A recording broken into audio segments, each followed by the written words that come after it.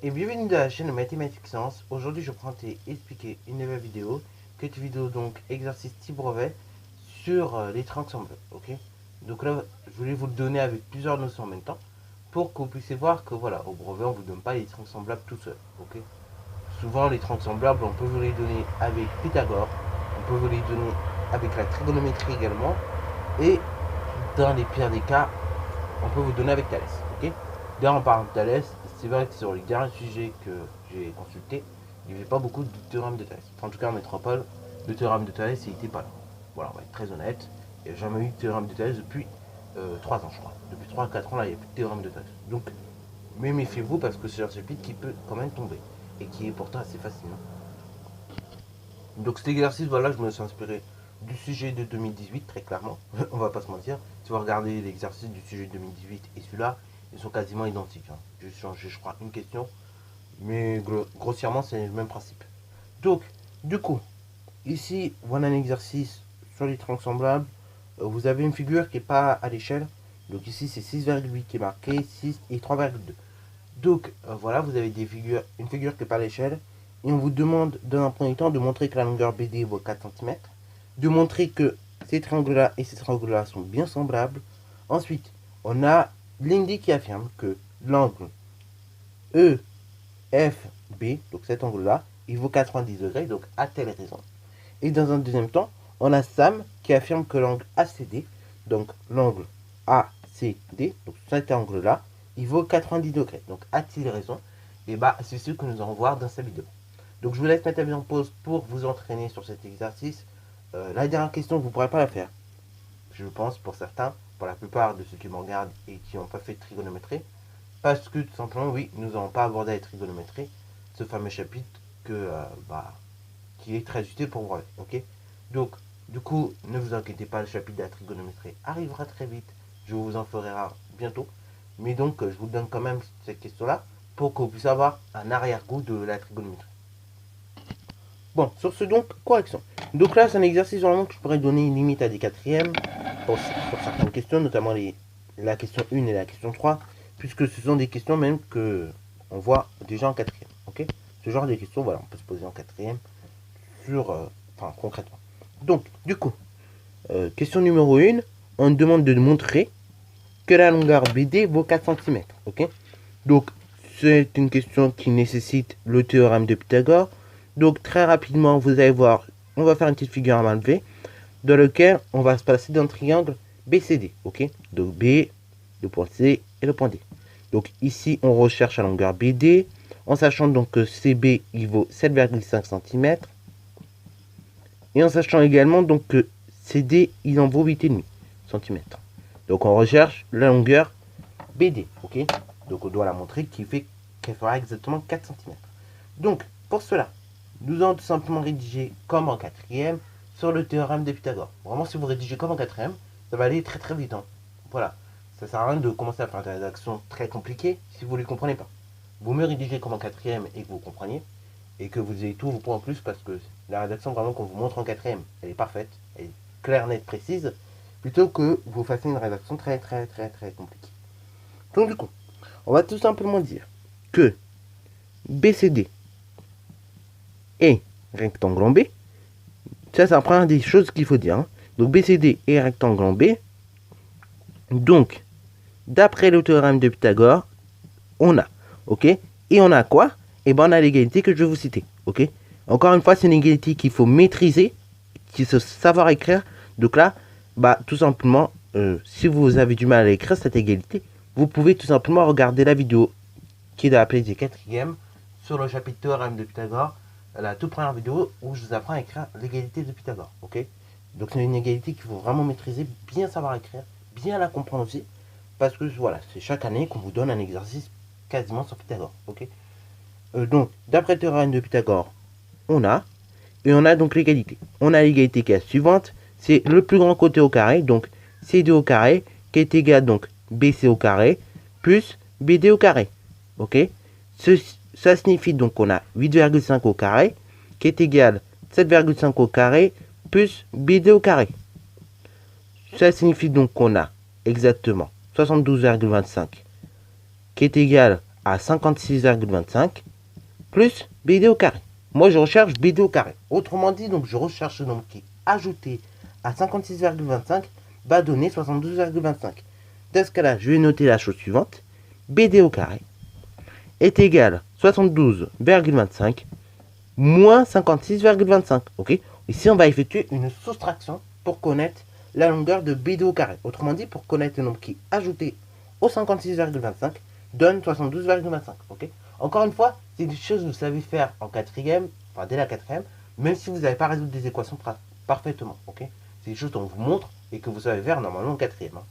Voilà, donc ça ne demande pas des compétences de malade, mis à part comprendre ce que vous faites. Ok. Donc BD au carré, c'est égal à 72,25 moins les 56,25. Et quand vous effectuez l'opération, vous obtenez que BD au carré est égal à 16. BD au carré égale 16. Moi, je veux BD tout court. Donc, pour connaître la valeur de BD, on va devoir calculer la racine carrée de BD au carré. Ok. Donc, là, c'est pareil. Vous avez deux nombres qui multiplient par eux-mêmes vont donner 16. Ok. Il y a moins quelque chose et plus quelque chose. Nous sommes dans des longueurs. Donc, on est obligé d'obtenir un résultat positif.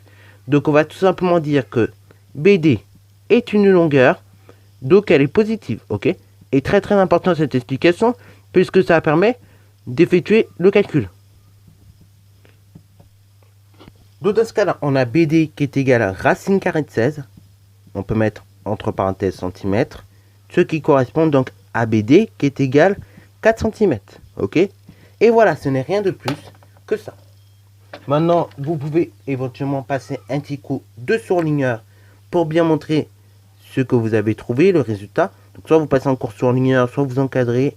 Mais en tout cas, il faut faire un truc à vos résultats. Il faut bien montrer le résultat tel qu'il est, le résultat que vous obtenez. Souvent, le surligneur aussi, ça peut bien attirer l'œil. Quand vous encadrez aussi, ça attire l'œil. Les deux peuvent attirer l'œil. Donc, n'hésitez surtout pas à surligner ou bien à tout simplement encadrer. Et cette habitude-là, prenez-la dès maintenant. Parce que je vous assure, même quand vous faites prépa, tout ça, même en prépa encore, j'entends un petit... Enfin, parce que parfois je m'intéresse un petit peu. En prépa, j'entends dire même qu'il faut encadrer systématiquement les résultats, les valeurs qu'on trouve, ainsi de suite. Déjà, même au lycée, on le fait. Hein. Et même en prépa, vous allez voir, on le fait encore. Alors voilà. Donc, bien soigner la présentation. Et ça s'apprend des collèges, bien évidemment. Et pas au lycée, quand vous êtes en seconde, ou même en terminale. Donc, deuxième question. On me demande de montrer que les triangles CBD et BFE sont semblables. Ok. Donc, ça va aller assez vite pour la démonstration. Ça nécessite des connaissances au niveau des triangles semblables. Ok. Donc, très rapidement, ce que je vais vous faire, ce que je vous propose de faire d'ailleurs aussi, vous derrière votre écran, c'est de reproduire vite fait les figures à main levée, ok. Donc les triangles BDE, ok, enfin BD, pardon, BCD, donc celui-là, voilà. Vous mettez les longueurs qu'il faut, donc BC il vaut 7,5, après vous avez CD qui vaut 8,5, et vous avez donc BD qui vaut 4. Vous reproduisez également l'autre triangle très rapidement. Donc ici, il s'agit du triangle BFE. Ensuite, vous avez donc BE qui vaut 6,8 cm. Vous avez FE qui vaut 3,2. Et vous avez donc BF qui vaut 6. Ok. Ça, c'est pour la reproduction. Vous reproduisez bien les triangles qui sont à main levée. Bon, là, ce que je vous propose pour démontrer que les triangles sont semblables, ça va être d'utiliser les longueurs et la proportionnalité. Ok. Parce que oui, si vous utilisez les mesures d'angle, ça va être très compliqué et très long à faire. Ok. Alors que si vous utilisez les mesures de longueur, ça va être beaucoup plus simple. Ok. Donc, du coup, là c'est pareil. On va démontrer que les triangles sont semblables en utilisant les mesures de longueur et la proportionnalité. Donc, dans un premier temps, on va repérer les grands côtés des deux triangles, les petits côtés des deux triangles et les moyens côtés des deux triangles. Donc c'est un truc assez simple à faire, mais encore une fois, ça permet de bien écrire correctement l'égalité. Ok. Qu'on aurait si les triangles étaient semblables. Donc le plus grand côté ici sur BCD, c'est CD qui vaut 8,5. Et ici donc sur BFE, c'est 6,8, le plus grand côté. Enfin la plus grande longueur, pour le plus précis. Ensuite, le petit côté, c'est tout simplement pour BCD, c'est 4 cm. Ok, c'est la petite longueur. Et pour tout simplement le triangle BFE, c'est 3,2 la petite longueur. Et maintenant, il vous reste plus que les moyennes longueurs. Donc ici, vous avez 7,5. Pour BCD et BFE, vous avez 6. Ok? Ça, c'est la première étape de fait. Maintenant, dans un second temps, on va écrire l'égalité telle que l'on aurait eu si les triangles étaient semblables. Donc, on va voir si elle est vérifiée ou pas. Hein. Donc, l'égalité. Donc, des plus grands côtés à chaque fois. Donc, l'égalité CD sur BE qui est égal tout simplement à BD sur FE. Ce qui est égal tout simplement à CB sur, donc là, vous regardez BF, est-elle vérifiée? Ok. Donc là, il n'y a pas trop besoin de regarder à chaque fois sur la figure par la dernière égalité. Ok. Vous regardez les lettres qui ont été utilisées 2 fois et vous ne réutilisez pas la lettre qui a été utilisée 2 fois. Ok. Vous utilisez les lettres qui ont été utilisées une seule fois. Bon, maintenant, on va remplacer chaque lettre par les chiffres que l'on aurait eu. Donc, on va vérifier séparément à chaque fois. Hein. Vous voyez, comme ça, au moins, on est sûr, au cas où il y a une erreur, de ne pas dire quelque chose est égal alors qu'en fait, les choses ne sont pas égales. Donc, on a CD. Donc, ici, comme je vous disais, on a CD sur BE qui est égal donc à 8,5 sur 6,8. Donc, voyons ce que ça vous donne quand on effectue ça à la calculatrice. Ici, quand vous effectuez ça à la calculatrice, ça vous donne 1,25. Ensuite, on a donc deuxième longueur BD sur FE. BD, donc, il vaut 4. Et FE, il vaut 3,2. Donc, voyons qu'est-ce qu'on obtient lorsqu'on effectue ceci à la calculatrice. Donc, 4 divisé par 3,2, on obtient pareil 1,25. Et ensuite, dernier rapport. Donc, CB sur BF, c'est tout simplement donc 7,5 divisé donc par 6. Et donc là, pareil, quand vous effectuez l'opération, voyons ce que ça vous donne ici. Donc 7,5 divisé par 6, ça vous donne pareil 1,25. Ok. Donc là, très clairement, on voit que BCD est un agrandissement de BFE. Ça signifie donc que les côtés respectifs sont proportionnels entre eux. Donc ça, voilà. Ça, c'est bon pour cette question-là. Maintenant, on va faire une conclusion à tout ça. Parce que là, nous avons fait des constats, nous avons dit tout ce qu'il y avait, mais maintenant, on va renforcer ce constat. On va renforcer le constat tout simplement en citant la propriété.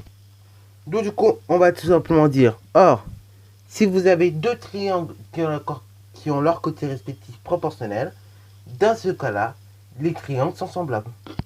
Donc, du coup, or, si on a deux triangles qui ont leur côté respectif proportionnel, dans ce cas-là, cela signifie qu'ils sont semblables. Donc, on peut conclure là-dessus en disant que, effectivement, CBD, ou bien BCD, donc on va dire CBD pour répondre bien à la question. Donc CBD et tout simplement BFE sont semblables, ok. Et la conclusion ne doit pas être plus longue que ça. Voilà, parce qu'on a tout dit précédemment. Voilà, voilà, donc ça c'est tout pour cette question. Donc maintenant on va passer à la question numéro 3. Donc question numéro 3 encore que j'aurais pu donner à des quatrièmes, encore une fois. Mais qu'on peut vous donner également au brevet des collèges en 3e. Donc question numéro 3, voilà, voilà. On va y répondre assez rapidement. Là c'est pareil, on nous demande est-ce que, en fait, l'idée à la ferme que l'angle EFB vaut 90 degrés, à telle raison. Donc on va regarder dans quel triangle on va se placer. Donc pareil, faisons une petite figure à main levée très rapidement. Donc ici, EFB, donc, voyons à quoi ça correspond. Donc déjà on est dans un triangle BFE. Hein. BFE, et donc vous avez l'angle EFB, et vous dit que ça vaut 90 degrés, ok. Pour que ça soit plus visible de tous, je pense que je vais mettre le F là, comme ça ce sera plus pratique. Et donc on dit que l'angle EFB vaut 90 degrés.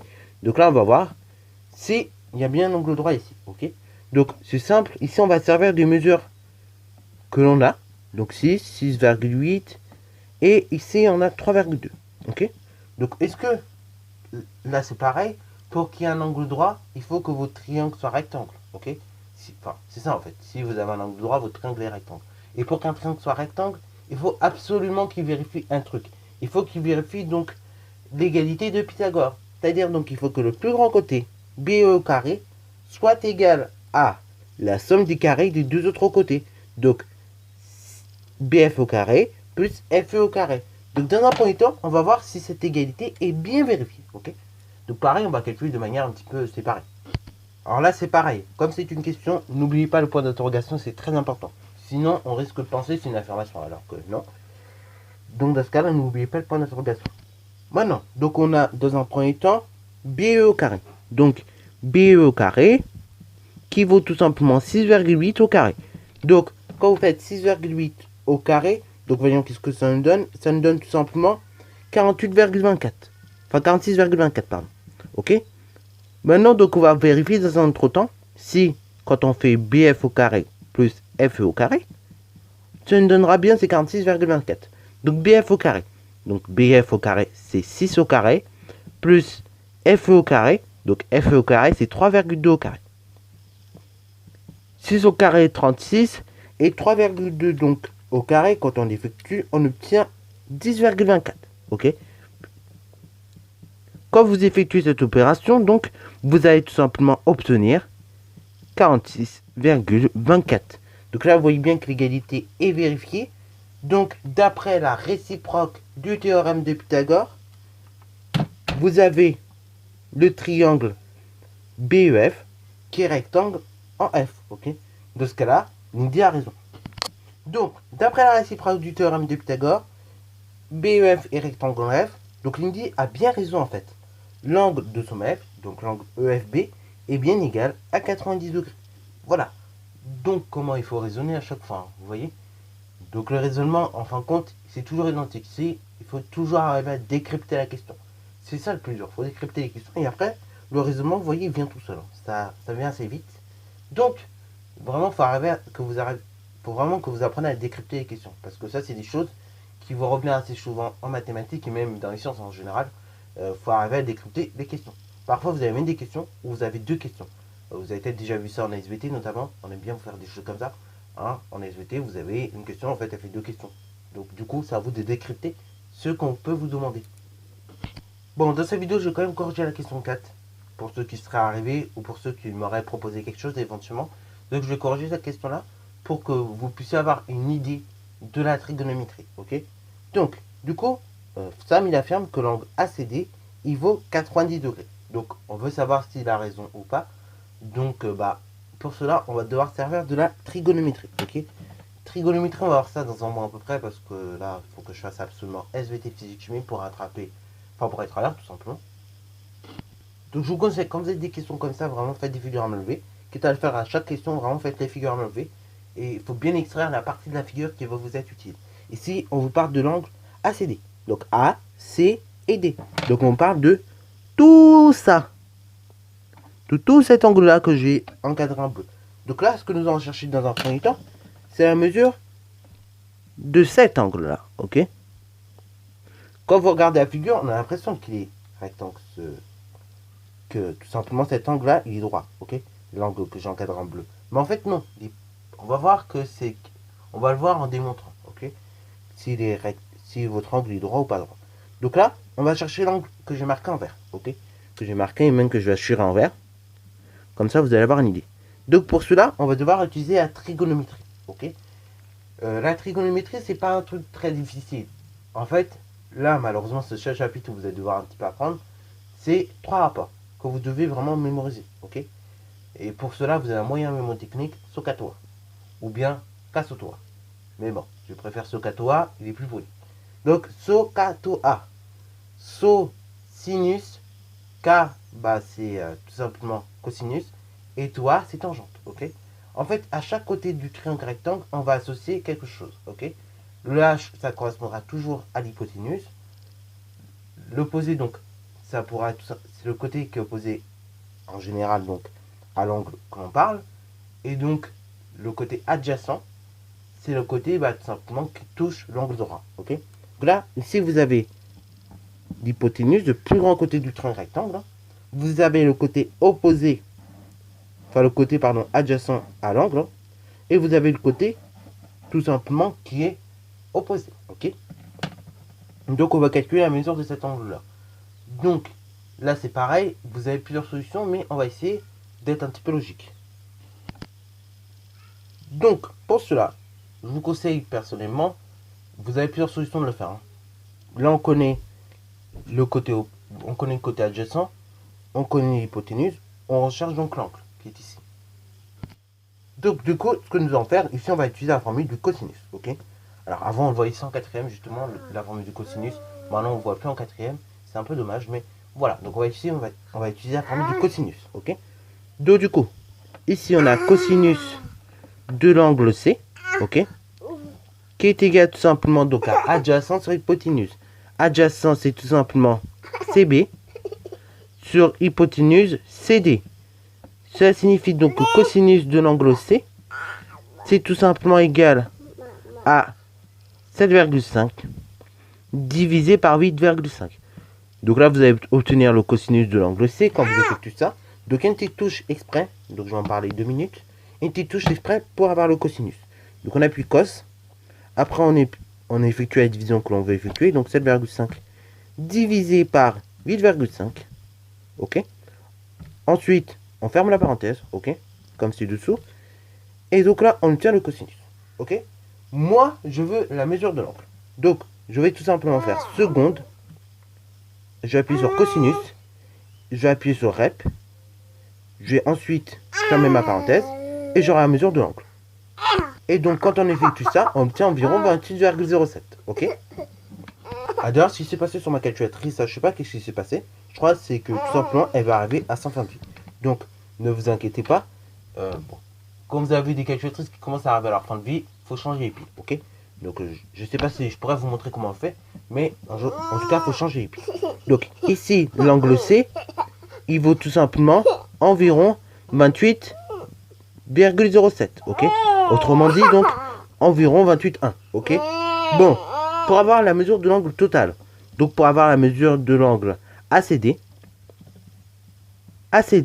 c'est tout simplement égal à la mesure de l'angle ACB plus la mesure de l'angle DCB. Ok.